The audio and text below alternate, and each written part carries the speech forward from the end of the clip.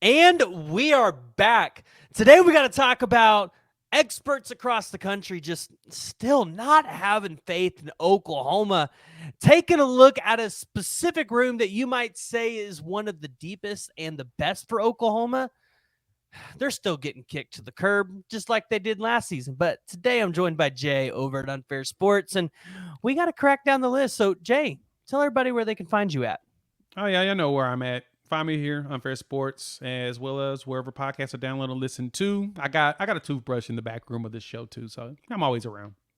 Yes, you do. We keep your toothbrush nice and clean here on the Hey channel, man, so don't it's touch my ready to go. toothbrush, man. I don't trust you now at this point.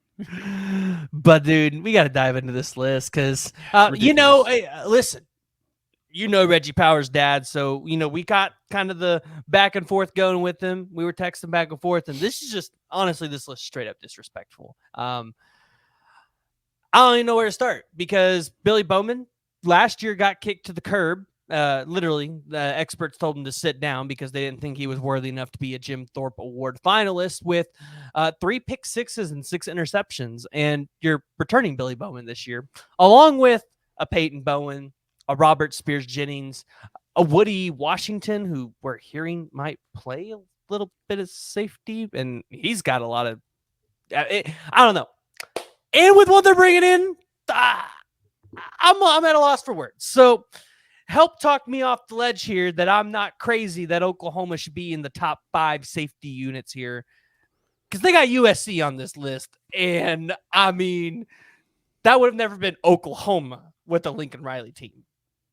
No, and I guess the question you have to ask yourself is how long does it take for you to actually get, a defense completely turned around from what it was before, right? And I mean, that's kind of where you can throw a little shade at USC, right? They still got to prove to us that they've got a defense, and it takes time. It's not something that ever shows up just that quickly. You've got to. It takes work. But I thought it was interesting in seeing this that we actually got, and I'm looking at the 50% here on PFL because this is what Jesse says he's got off this is the PFF piece, and Texas being on this list after them basically redoing their entire room off of transfers. You don't know what you're getting fully. You don't know what you're getting. Someone plug and play into a defense. They still got to learn the scheme.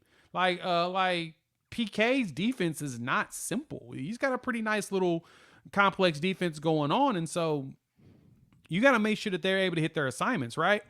I think it's absurd just seeing the fact that they believe that Oklahoma's secondary, even though they're returning all the snaps from last season, besides Key Lawrence, right? He's the only dude that's not coming and back. Reggie Pearson.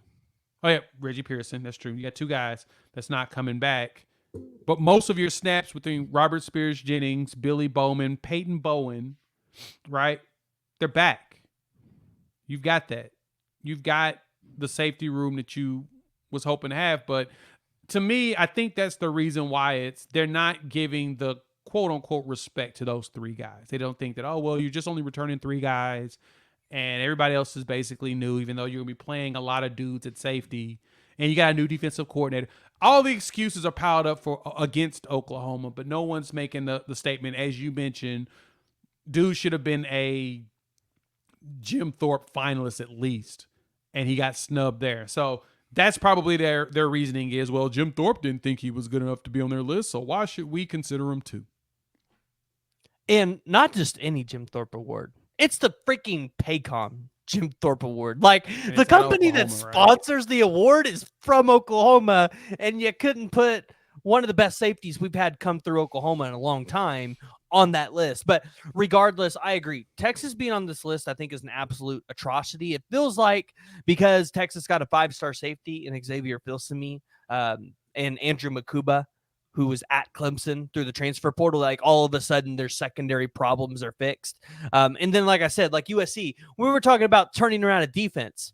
You're telling me Brent Venables has a worse secondary than the guy who came to Oklahoma and literally could not have a defensive coordinator put out any comparable defense to his offense to be able to go out there and compete for a national title. Like, you can't convince me that USC has a better secondary right now than Oklahoma. And it's all because of, like, I went through PFF and looked at the snaps, right? The only person that qualified on his list of the way he did it, because he said he did 50% of snaps, which was at 977 snaps, minimum 50%. The only person that hit that number was Bowman. So that's why. That's why he did. He's like, oh, well, I don't see anybody else on this list, so I'm not going to consider any of them. Even though you should consider the entire room, right? Like Dasan McCullough, he had, just under 300 snaps, but he was a 79 on defense when he was playing at safety. Right? He graded high on PFF. Why didn't we consider him? It's not looking at the entire big picture. And it's probably because outside of that, Oklahoma does rotate a lot of dudes. That's the aggressiveness of a Brent Venables defense. And so, yeah, it's silly. The 22 missed tackles is what he also alluded to. He missed 22 tackles. It's kind of ridiculous, but it's okay. We're here to prove him wrong. That's what we're here for. Yeah, and Oklahoma's going to do a really good job about it. But kind of taking a look at this safety room going into the SEC season, we've talked so much about Reggie Powers because he's going to get rotational minutes and he's going to get a lot of them. He's probably going to be up there top 5 in snaps at a safety position for Oklahoma this year.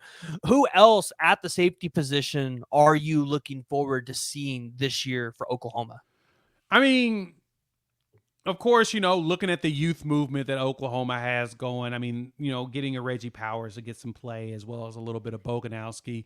But they're both young. It's going to take some time before, you really see them out there on the field. But to me, I'm kind of curious to how the rotation is going to look between Robert Spears-Jennings, Peyton Bowen, as well as Billy, and then moving a little bit of Woody Washington in the safety role.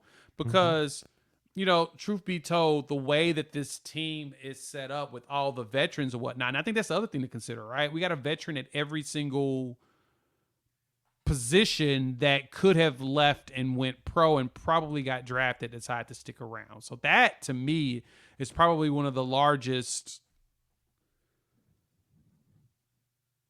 exciting pieces that you get out of, what Brent Venables and him is doing is they got all these dudes coming back, right? They're like, no, we want to see what things look like next season. We want to help usher this team into the SEC. But I mean, you got, a two-time letterman in Robert Spears-Jennings. Again, Billy Bowman coming back. I'm wanting to see what the rotations look like with those 3 main guys, period.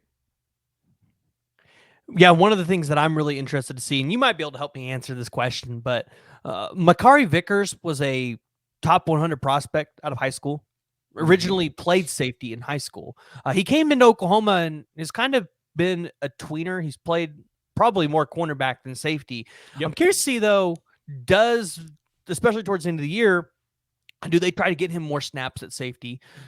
Just trying to see, like, is that a position that we think he's going to play long-term, or do they kind of just keep him at corner and start giving guys like Jaden Hardy and some of these freshmen an opportunity? That's kind of what I'm most curious to see. Yeah, I can see that. And another one too. I mean, at this point, I really kind of curious with them being healthy, if you can get a healthy Jaden Rowe out there, right? He would be an interesting safety at 6'2", but he's also a track dude, so he'd be great at corner. He has great. He can change the direction, speed. He's really good at that. And his injuries has been shoulder wise, right? He's kind of one of those, kind of like Gentry Williams. They like to hit people really hard. Robert Spears-Jennings, those Tulsa boys, they be smacking, just like RJ Young always say.